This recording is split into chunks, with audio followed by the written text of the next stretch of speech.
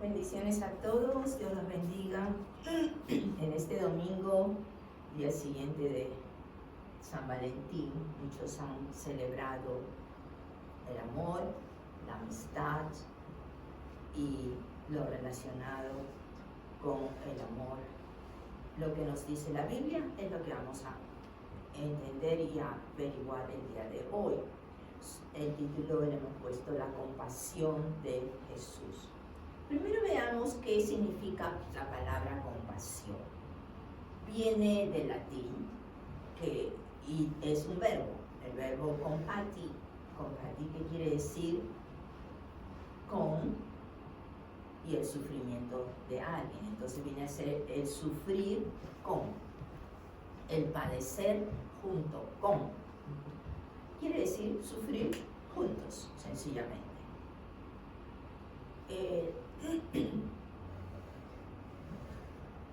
A través de la Biblia vemos que Jesús se movía por compasión, nos dice la Escritura. Nosotros cuando venimos a los pies de Cristo y recibimos el Espíritu Divino en nuestros corazones, nos pone una semilla, esa semilla que es el amor de Dios. Y por ese amor es que nos movemos, igual que Cristo, en compasión por el dolor ajeno, por la necesidad ajena, y nos movemos a buscar que aliviarla, que ayudar al prójimo. Esta capacidad de identificar el dolor ajeno, sentirlo como propio, sentir el impulso activo de aliviarlo, reducirlo o eliminarlo, es la misma capacidad con la que se movía Cristo Jesús en su ministerio terrenal. La palabra hebrea de compasión es equivalente a misericordia. Y tenemos la palabra rahamim. Rahamim viene de la raíz rehem, que significa matriz, entraña, útero.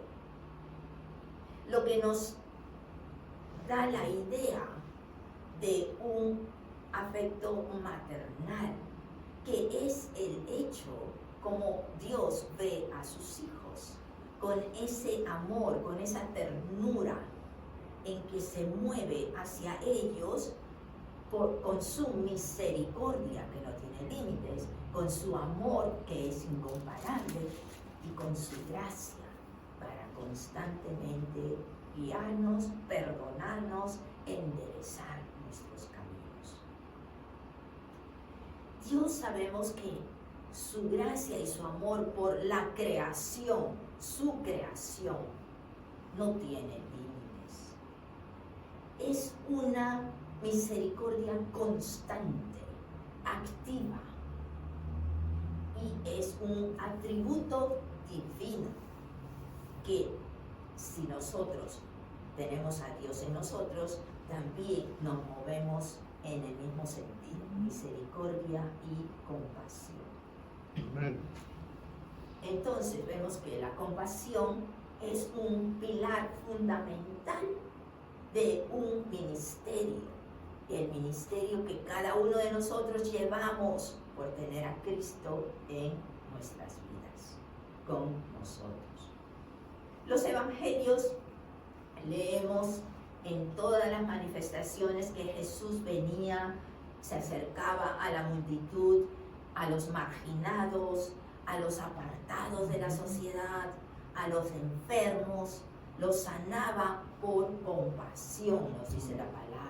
Alimentó a las multitudes, ¿por qué? Por la compasión de que no quería enviarlos fuera o regresar a sus casas, porque ya tenían muchas horas sin alimento y no quería que se vayan a desmayar en el camino. Pero también por esa compasión a la humanidad es que Él resucitaba muertos, sanaba enfermos, curaba leprosos, daba vista a los ciegos. ¿Qué nos está diciendo todo esto? Cuando somos movidos con esa compasión de Jesús, somos cada vez más, actuamos cada vez más a como Él actuaba, a como Él es. Ese fuego que nos mueve dentro es el fuego del Espíritu Divino, que no debemos permitir que se apague, que no debemos permitir que se derive en otras atenciones, que no es la atención de la palabra, la enseñanza y el camino que Dios tiene para cada uno de nosotros. Por ejemplo, sabemos que cuando alimentó a las multitudes, nos dice que esta gente estaban desamparados. Por eso Él se movía por esa compasión, que parecían como ovejas sin pastor. Un grupo de niños que no tenga un líder, que no tenga un padre que los dirija, que no tenga una persona que se encargue de ellos en su camino recto, de verdad, de pureza, de hacer el bien. Van a perderse. ¿Cómo vamos a permitir entonces que los perdidos no encuentren el camino de luz y sigan en su oscuridad? Es por eso que cada uno de nosotros tenemos un ministerio. No necesariamente tenemos que tener una congregación, no necesariamente tenemos que tener un púlpito o necesariamente tener un título. Somos hijos de Dios y como tal llevamos su ministerio para hablar de Él, para proclamar su evangelio y edificar su reino en esta tierra. Aleluya, aleluya. Eran 3 días que la multitud los seguía y no tenían alimento para ellos. Entonces Jesús le dice a sus discípulos que les den de comer. No los quiere regresar en ayunas. ¿Por qué no quiere que se vayan a desmayar en el camino? Cuando el apóstol Pedro nos habla en su primera epístola que todos debemos actuar bajo un mismo sentir, un mismo corazón, quiere decir una misma motivación, que es la compasión, y que compartamos las penas, las alegrías, como grupo, como cuerpo de Cristo que somos. Por eso somos hermanos en la fe, no para criticar, no para juzgar. Veamos con los ojos con que Dios nos ve, no con los ojos que nosotros tenemos en lo físico. Fácil y rápido somos para juzgar y para condenar. Cuando usamos los ojos de nuestros espíritus, los ojos con que Dios ve a cada uno de nosotros, entonces tu crítica ya no va a ser de acuerdo a lo externo. Tu crítica no va a ser de acuerdo a lo que haces, o cómo te vistes, o cómo piensas, o lo que dices. Tu crítica va a ser atrás de lo que empuja esa actitud o esas palabras. Vas a ver más allá, así como Jesús veía en lo espiritual. Ese es el mensaje que Jesús nos da cuando dice que no juzgues a tu hermano, no juzgues lo que hace, no critiques, porque no debemos considerarnos más que nadie. La humildad es lo que nos va a hacer enseñables y poder escuchar la voz del Espíritu dirigiéndonos, corrigiéndonos, haciéndonos ver con esos ojos espirituales lo que la otra persona necesita. Aleluya. Entonces el apóstol Pedro dice que seamos compasivos y que vivamos en armonía. Esto está en 1 Pedro 3, 8 y 9. Este vivir en armonía es lo que el mundo necesita el día de hoy. El caos completo en que se vive, las peleas y la violencia, porque sabemos que los corazones están hambrientos, muchos de ellos, de la verdad que encontramos en la palabra de Dios, pero se niegan a recibirla. ¿Por qué? Por las actitudes de muchos cristianos mismos, de muchos hermanos que no sabemos llevar el cristianismo tal como lo dice la palabra realmente. ¿Qué hacemos cerrando puertas, tirando las puertas en las narices de otros, cuando Jesús nos dice, ama a tu hermano, ora por tu enemigo, bendice al que te maldice? ¿Cómo actuamos? No, porque me hizo esto, yo también le devuelvo de la misma manera. Acuérdate que Jesús dio la otra mejilla a quienes lo golpeaban. Sus enseñanzas de amor no quiere decir tampoco que seamos aplastados y que seamos abusados. Él nos enseña un camino en donde podemos levantar la voz sin tener que pelear, en donde podemos levantar la mano, elevando las manos, dándole la gloria y la honra a Dios sin tener que levantar nuestras voces. Hay maneras de hacernos llegar, hacernos escuchar.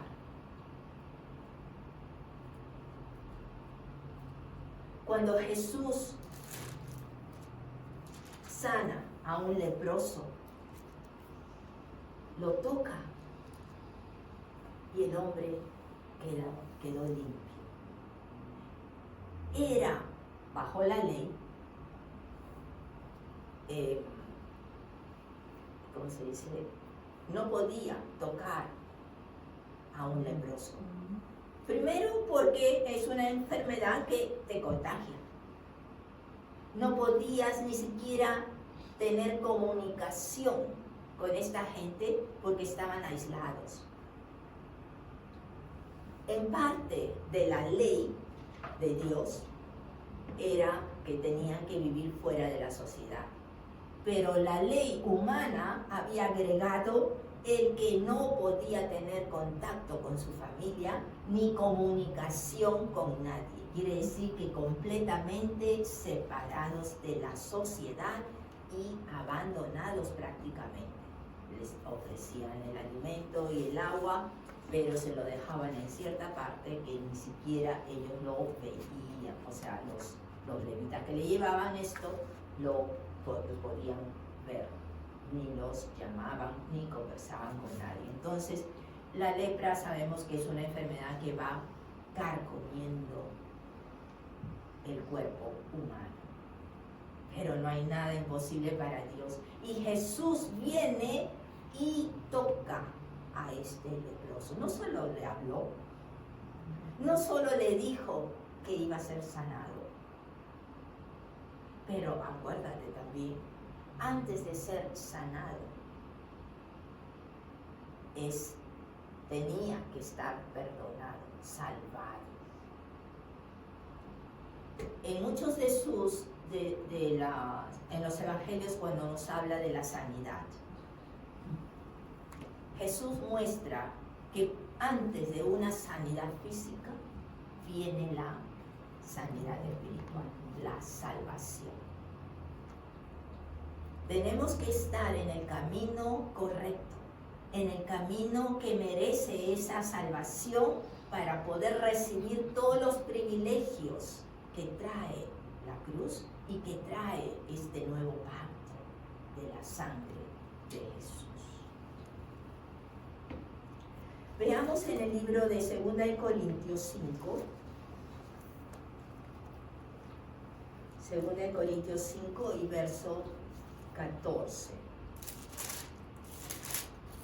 nos habla, porque el amor de Cristo nos constriñe pensando esto, que si uno murió por todos, luego todos murieron.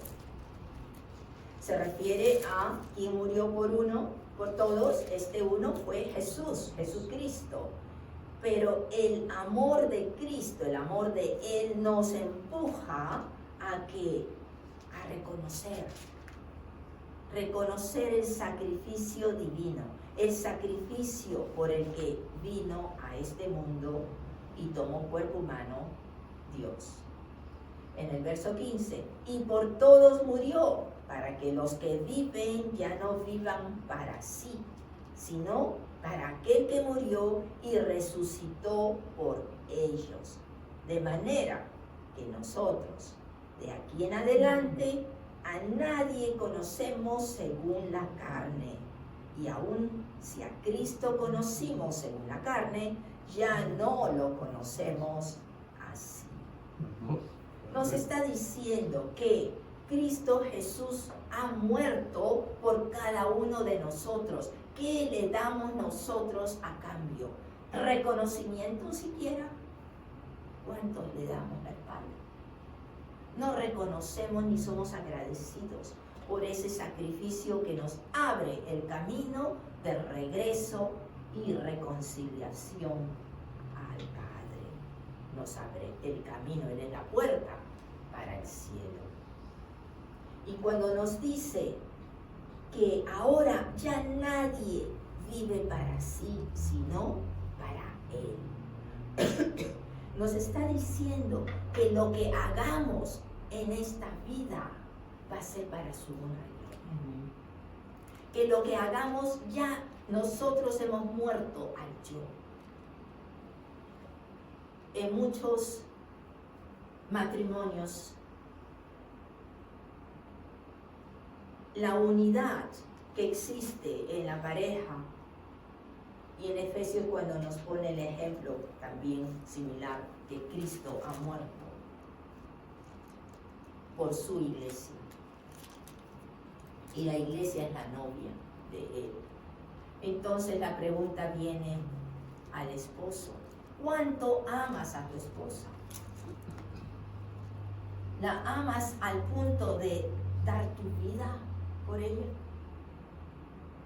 Jesús lo hizo para demostrar lo que es el amor de verdad.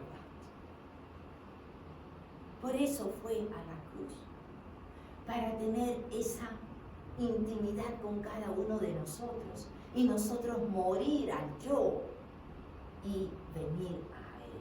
Y entonces es allí cuando nosotros, cuando morimos al yo, vamos a poder ser reflejo de lo que Él es en nosotros. Reflejar su compasión, reflejar su amor, reflejar lo que Él hace en cada uno de nosotros, la transformación y esa luz que Dios nos da. Ya no vivimos más para nosotros, sino para Él, y por Él, y con Él, y Él a través nuestro. Es que vamos a poder llevar a otros su mensaje. Aleluya. Y en el 16 lo que nos dice, de manera que de aquí en adelante, desde el momento que tú aceptas ese sacrificio, que Él ha muerto por ti, de ahora en adelante, ¿qué pasa? Ya no vamos a usar nuestros ojos físicos, ya no vamos a ver en nuestra carne, ya no vamos a conocer a nadie por su carne, sino a como Jesús lo conoce, a como Dios lo ve. Entonces, ¿qué hacemos nosotros juzgando y criticando en la carne nuestra y en la carne de nuestro hermano o hermana? Oh, sí, pero tú no ves cómo los tatuajes que está lleno. No sabemos si fue antes de que conozca a Jesús. o aun cuando lo hace después de conocer a Jesús. No debe estar en nosotros esa crítica, porque aquel que viene a los pies de Cristo, sabemos que el Espíritu Santo entra a transformar esa vida, a transformar el pensamiento, a transformar las actitudes y lo que sale de su boca. Transforma y cambia los corazones. Él es el único que lo puede hacer. Por más que critiques, no vas a hacer otra cosa que alejamiento, división, separación y conflicto. Esa es la semilla que ponemos muchas veces con nuestras palabras. Y aquí bien claro nos dice Cristo Jesús a través del apóstol Pablo en el verso 16, de manera que de aquí en adelante, de ahora para adelante, a nadie debemos conocer según la carne. Porque aún Cristo estuvo en la carne y fue criticado mientras estuvo en este mundo. Pero ahora ya no está. Y ahora lo tenemos en espíritu. Y nosotros debemos actuar como Él ve a cada uno de nosotros. Como nos dice en el verso 17, entonces que si alguno está en Cristo, ¿qué pasa? Nueva criatura es. Las cosas viejas pasaron y ahora son hechas nuevas. Y son nuevas no en la carne, porque la carne que tú has adquirido desde que naciste y ha crecido y avanzado y sigue madurando y sigue avanzando en años, eso no va a cambiar. Lo que va a cambiar es tu interior, lo que va a cambiar tu espíritu. Que si tenías manchas en tu cuerpo, vas a seguir teniéndolas aún, pero tu espíritu va a tener esa transformación. Aleluya. Y en el verso 18, todo esto proviene de Dios, porque Él nos ha reconciliado consigo mismo a través de Cristo Jesús. Y ahora nos ha dado el ministerio de la reconciliación. Quiere decir que ahora somos representantes del ministerio que Jesús llevó aquí en la tierra y continúa dentro de cada uno de nosotros, ofreciéndolo a todo el mundo, a toda la humanidad. Como estuvimos viendo, Él ofrece la salvación a toda la humanidad, pero no quiere decir que toda la humanidad son salvos, son solo los que lo reciben. Y es el regalo más grande que puede dar Dios a la humanidad por su gracia y por su amor. La salvación. La salvación es un paquete en donde viene a través de la salvación la sanidad, la salud divina, liberación, iluminación, entendimiento de su palabra. Y nos dice también de que a través del Espíritu Santo vamos a tener los sueños y entendimiento de cosas por venir, porque el Espíritu nos va a hablar de lo que Dios Padre y Dios Hijo quieren que nosotros sepamos. Podemos decir, ya nos habla de que va a ser nuestro maestro. Quiere decir que no necesito estudiar la Biblia, porque tengo mi maestro, he recibido a Cristo Jesús. Pero eso no funciona así. te va a hacer recordar, nos dice la palabra en el Evangelio de Juan, te va a hacer recordar de las cosas que has aprendido. Si nunca las has estudiado, ¿qué vas a recordar? Te va a llevar a la aplicación de lo que has estudiado.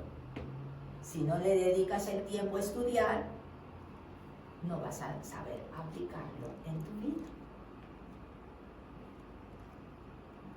Él se va a desarrollar en ti y se va a comunicar contigo de diferentes maneras que tú lo puedas escuchar o entender.